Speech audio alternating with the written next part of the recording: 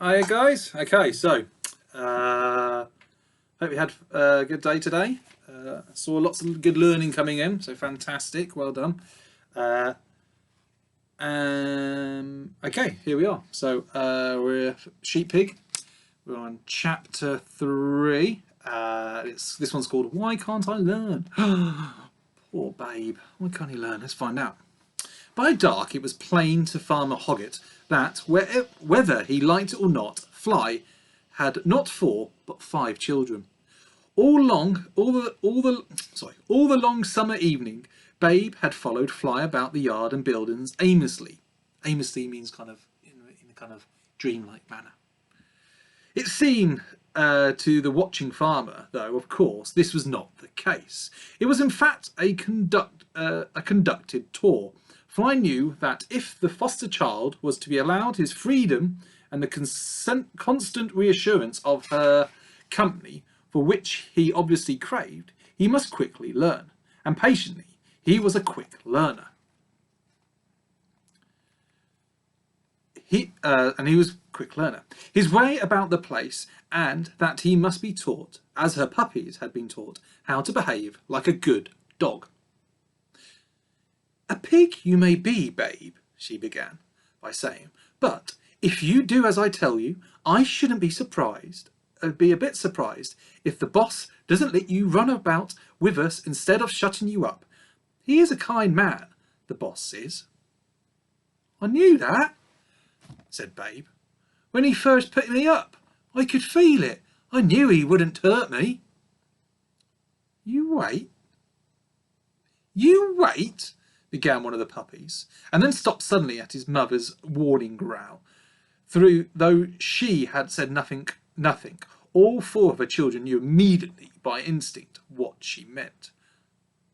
"Wait for what?" said Babe. You wait half a tick, and we'll take you round and show you everything," said the first puppy hastily. "Won't we, Mum?" What do you think they said? Why is he saying "you wait"? What's the farmer going to do? Oh, what do we do to pigs? Oh, it's horrible. So Babe was shown all around the yard and the farm building, and introduced to the creatures who lived thereabouts, the ducks and the chickens and the other poultry, and the farm cats. He saw no sheep, for they were all in the fields. Even in the first hour he learned a number of useful lessons, as the puppies had learned before him. The cats scratched and the hens pecked, that turning your back on a turkey cock means getting your bottom bitten, that chicks are not for chasing and eggs are not for eating. "You do as I do," said Fly, "and you'll be all right." She thought for a moment. "There is one thing though, Babe," she said, and she looked across the back door of the farmhouse. "If I go in there, you stay outside and wait for me. Understand?" "Aren't pigs allowed in there?" asked Babe. "Not live ones," said one of the puppies, but he said it under his breath. "No, dear," said Fly. "Well, not yet anyway," she thought, "but the way you're going on, I shouldn't be surprised at anything. Funny," she thought. "I feel really proud of him. He learns so quickly, quick as any sheepdog." That night, the loose box in which Babe had first been put was empty. In the next door one, all 6 animals slept in straw together. Though he did not tell his wife, Farmer Hoggett had not had the heart to shut the piglet away, so happy was it in the company of the dogs. At first the puppies had not been equally happy at the idea. "Mum," they said, "he'll wet the bed." "Nonsense," said Fly. "If you want to do anything, dear, go outside. There's a good boy." And Nelly said, "There's a good pup," she thought. Oh, whatever next? In fact, the days that followed, Babe became so dog-like that with coming when Fly came and sitting when Fly sat, and much preferring dog's food to anything else he was offered, that Farmer Hoggett caught himself half expecting when he patted the piglet that he would wag his tail.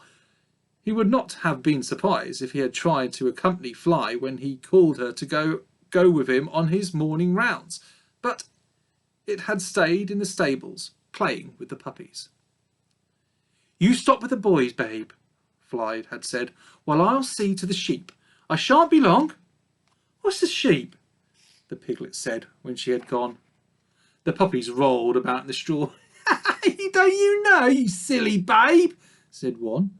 "Sheep are animals with thick woolly coats and thick woolly heads, and men can't look after them without the help of one of the likes of us," said the fourth. Why do they need you?" said Babe. "Because we're sheepdogs," they all cried together and ran off up the yard. Babe thought about this matter of sheep and sheepdogs a good deal during the first couple of weeks of his life on the Hoggett's farm. In that time, Fly's puppies, now old enough to leave home, had been advertised for sale, and Fly was anxious to teach them all she could before they went out into the world. Daily she made them practice on ducks, while Babe sat beside her and watched with interest, and daily their skills improved and the ducks lost weight and patience. Then there came, one after one, 4 farmers, 4 tall, long-legged men who smelt of sheep, and each picked up his puppy, paid his money, while Fly sat and watched her children leave to start their work in life. As always, she felt a pang to see each go, but this time, after the last had left, she was not alone. "It's nice, dear," she said to Babe. "I've still got you, but not for long.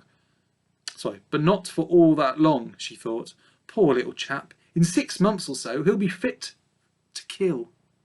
At least he doesn't know it." She looked fondly at him, this foster child that now called her Mum. He had picked it up, naturally enough, from the puppies, but it pleased her to hear it, now more than ever. "Mum," said Babe. "Yes, dear." They've gone off to work sheep, haven't they?" "Yes, dear." "Because they're sheepdogs, like you." "You're useful to the boss, aren't you? Because you're a sheepdog." "Yes, dear." "Well, Mum."